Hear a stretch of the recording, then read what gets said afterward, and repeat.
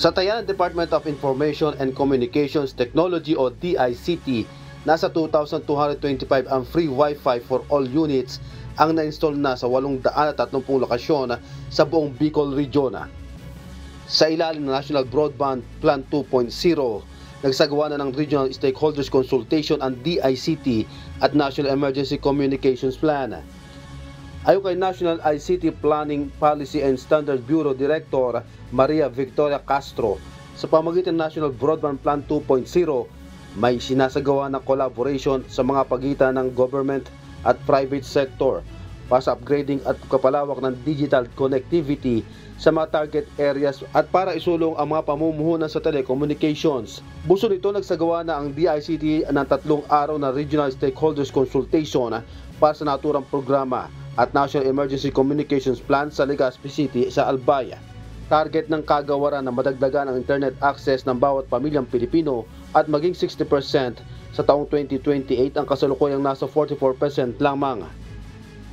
Ang NBP 2.0 ay magsisilbing blueprint ng development ng fiber optic cable and wireless technologies para mapabuti ang internet connectivity sa buong bansa. Tiniyak naman ng DICT na ang pakikipagtulungan ng mga ahensya ng gobyerno at private stakeholders sa pamamagitan ng serye ng focus group discussions at konsultasyon nationwide na naglalayo ng strategically pagtutulong-tulong ng public at private sectors at malalapatan ang mga puwang patungo sa improvement ng digital infrastructure landscape sa bansa.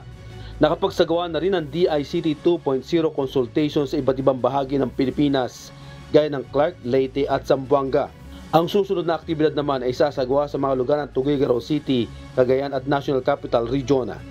Dinaluhan naman ng national government agencies, local government units, private sector at mga mag-aaral ang iba't ibang pagpupulong, seminar at workshops para mas mapalakas pa ang internet service sa Bicol Region.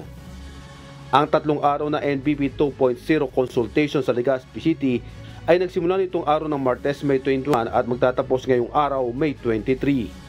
Jerry Galicia, humahataw sa Balita Ngayon.